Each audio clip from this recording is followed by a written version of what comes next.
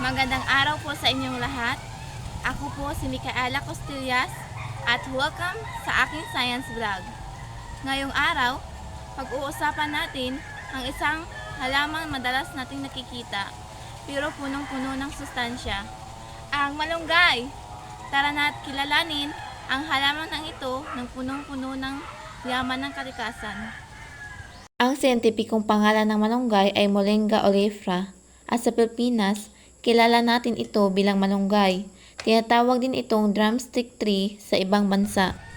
Ang malunggay ay isang maliit na puno na mabilis tumubo. Mayroon itong maliit na birding dahon na nakaayo sa kumpol at may mga puting bulaklak na mumunga ito ng mahabang bunga na parang pakwan ang hugis.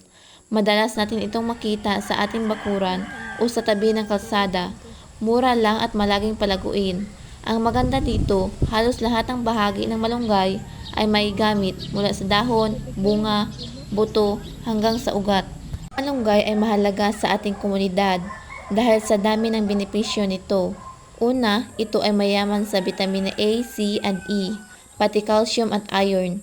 Tumutulong ito sa pagpapalakas ng ating katawan, lalo na sa mga nanay at bata. Ginagamit din ito bilang natural na gamot para sa diabetes, alta presyon at pamamaga. Pangalawa, malaking tulong ito sa kabuhayan.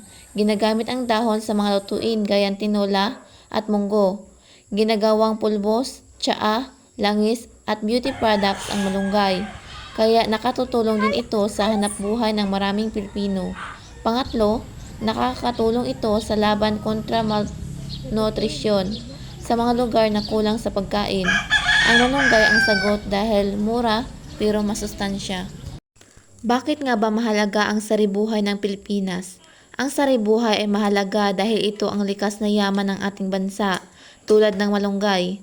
Maraming halaman ang may benepisyo sa kalusugan, kabuhayan at kalikasan.